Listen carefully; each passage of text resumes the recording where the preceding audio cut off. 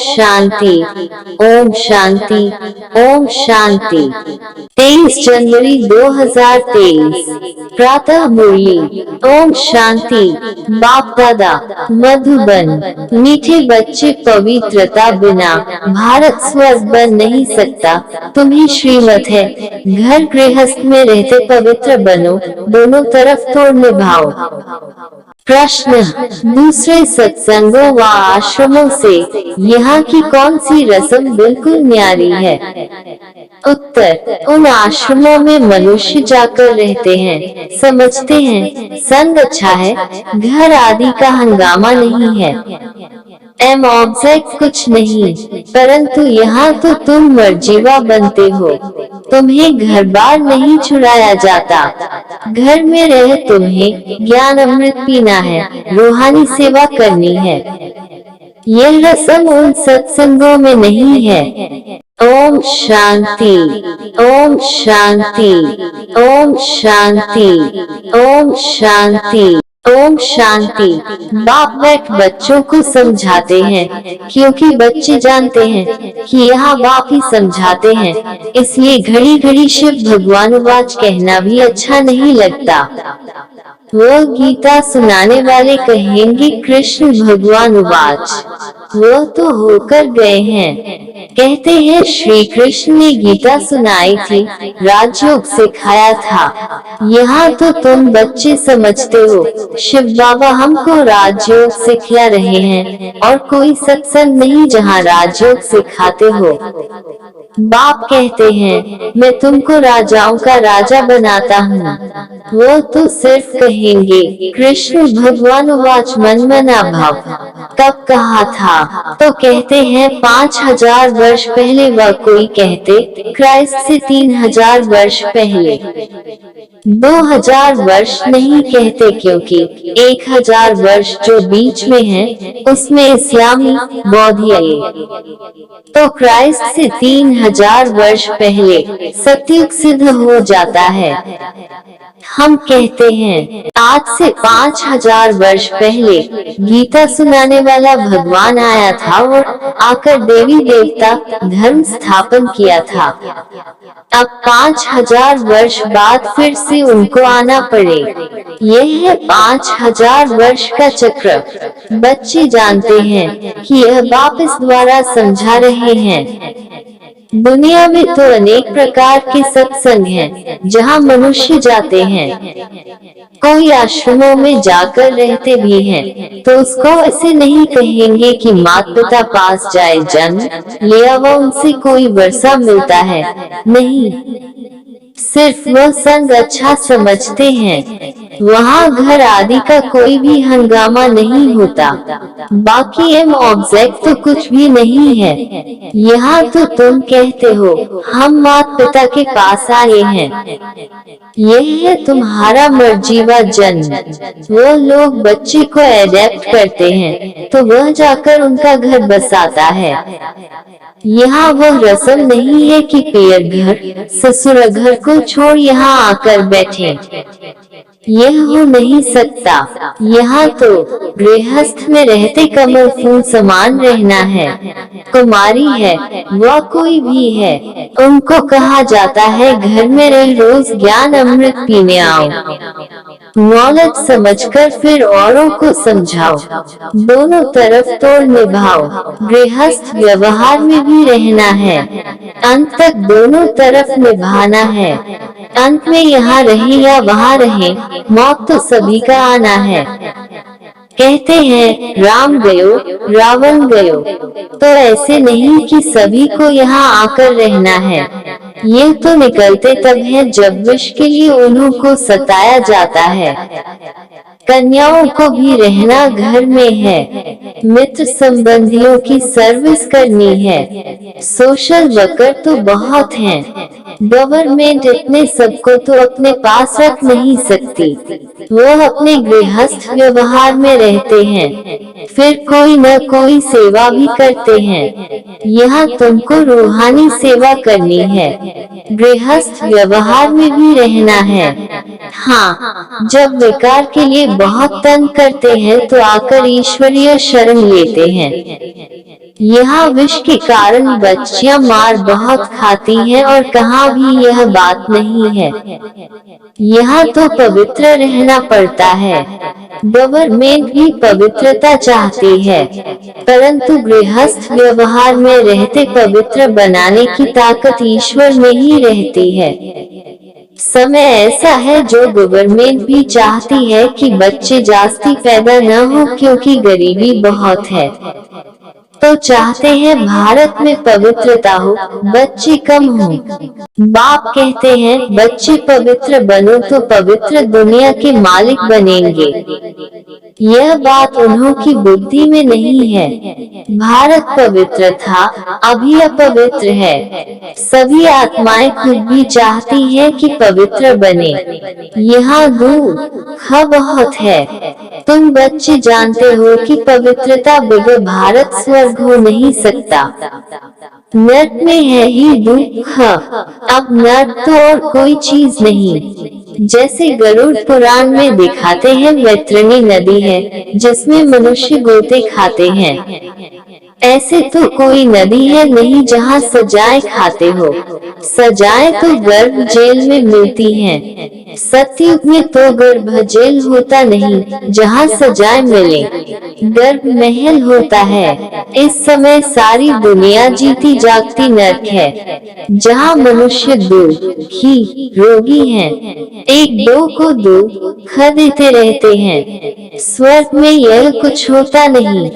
अब बाप समझाते हैं मैं तुम्हारा बेहद का बाप हूँ, मैं रचता हूँ तो जरूर स्वर्ग नई दुनिया रचूंगा। स्वर्ग के लिए आदि सनातन देवी देवता धर्म रचूंगा। कहते हैं तुम मात पिता कल्प कल्प यह राजयोग सिखाया था। ब्रह्मा द्वारा बैठ सभी वेद शास्त्रों के आदि मध्य अंत का राज समझाते हैं।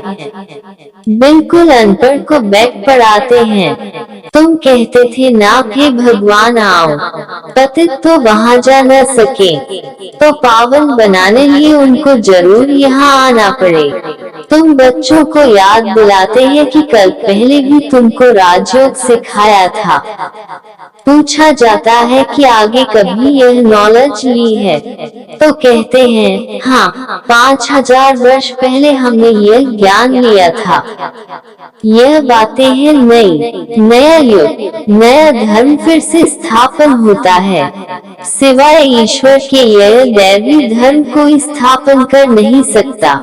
ब्रह्मा विष्णु शंकर भी नहीं कर सकते क्योंकि वह देवताएं स्वयं रचना है। स्वर्ग का रचयिता माता पिता चाहिए, तुमको सुख घनेरे भी यहाँ चाहिए। बाप कहते हैं रचता मैं भी हूँ, तुमको भी ब्रह्मा मुख द्वारा मैंने रचा है।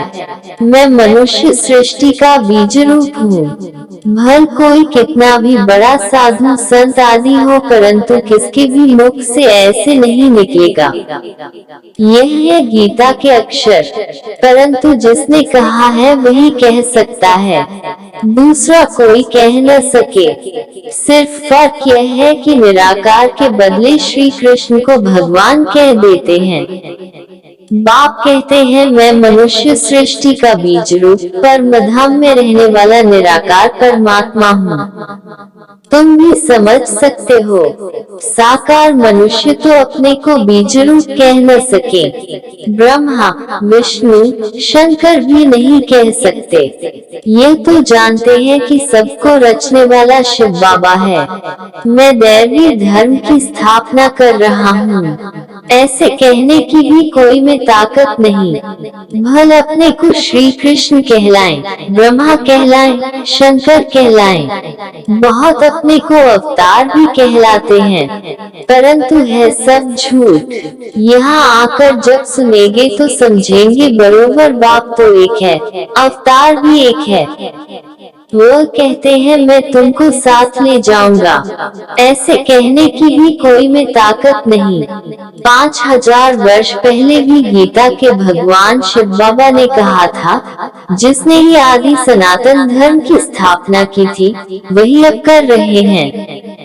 गाया हुआ भी है मच्छरों सदृश आत्माएं गई, तो बाप गाइड बन सभी को लिबरेट करते हैं। अब कलयुग का अंत है, उसके बाद सत्युग आना है, तो जरूर आकर पवित्र बनाए, पवित्र दुनिया में ले जाएगा। गीता में कुछ न कुछ अक्षर हैं। समझते हैं इस धर्म के लिए शास्त्र तो चाहिए ना, तो गीता शास्त्र बैठ बनाया है। सर्वशास्त्रमयी शिरोमणि नंबर 1 माता, परंतु नाम बदल दिया है। बाप जो इस समय एक करते हैं वो थोड़े ही द्वापर में लिखेंगे।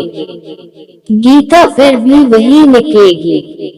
ड्रामा में यही गीता नोधी हुई है। जैसे बाप फिर से मनुष्य को देवता बनाते हैं, वैसे शास्त्र भी बाद में कोई फिर से बैठ लिखेंगे।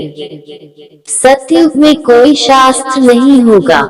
बाप सारे चक्र का राज बैठ समझाते हैं। तुम समझते हो हमने यह 84 जन्मों का चक्र पूरा किया। आदि सनातन देवी देवता धर्म वाले ही मैक्सिमम 84 जन्म लेते हैं। बाकी मनुष्यों की तो बाद में वृद्धि होती है, वह थोड़े ही इतने जन्म लेंगे। बाप इस ब्रह्मा मुख से बैठ समझाते हैं। यह जो दादा है जिसका हमने तन लोन लिया है, वह भी अपने जन्मों को नहीं जानते थे। यह है व्यक्त प्रजापिता ब्रह्मा, वह है अव्यक्त, है तो दोनों एक। तुम भी इस ज्ञान से सूक्ष्मत्ववासी फरिश्ते बन रहे हो। सूक्ष्मत्ववासियों को फरिश्ता कहते हैं क्योंकि हड्डी मांस नहीं है। ब्रह्मा विष्णु शंकर को भी हड्डी मांस नहीं है, फिर उन्होंने चित्र कैसे बनाते हैं? शिव का भी चित्र बनाते हैं, है तो वह स्टोर, उनका भी रूप बनाते हैं। ब्रह्मा विष्णु शंकर तो सूक्ष्म हैं। जैसे मनुष्यों का बनाते हैं वैसे शंकर का तो बना न सके, क्योंकि उनका हड्डी मांस का शरीर तो है नहीं। हम तो समझाने लिए ऐसे स्थूल बनाते हैं, परंतु तुम भी देखते हो कि वह सूक्ष्म है। अच्छा, ओम शांति, ओम शांति, ओम शांति। मीठी मीठी सिकींदे बच्चों प्रति माता पिता बाप दादा का याद प्यार और गुड मॉर्निंग। रूहानी बाप की रूहानी बच्चों को नमस्ते। धारणा के लिए मुख्य सार, एक घर में रहते भी रूहानी सेवा करनी है, पवित्र बनना और बनाना है। दो, इस जीते जागते नर्क में रहते हुए भी बेहद के बाप से स्वर्ग का वर्षा लेना है। किसी को भी दुख नहीं देना है। वरदान, अपनी सर्व विशेषताओं को कार्य में लगाकर उनका विस्तार करने वाले सिद्धि स्वरूप भाव। जितना जितना अपनी विशेषताओं को मनसा सेवा व वाणी और कर्म की सेवा में लगाएंगे तो वही विशेषता विस्तार को पाती जाएगी। सेवा में लगाना अर्थात एक बीज से अनेक फल प्रकट करना। इस श्रेष्ठ जीवन में जो जन्म सिद्ध अधिकार के रूप में विशेषताएं मिली है, उनको सिर्फ बीज रूप में नहीं रखो, सेवा की धरनी में डालो तो फल स्वरूप अर्थात सिद्धि स्वरूप का अनुभव करेंगे। स्लोगन, विस्तार को न देख सार को देखो और स्वयं में समा लो, यही तीव्र पुरुषार्थ है। ओम शांति, ओम शांति, ओम शांति।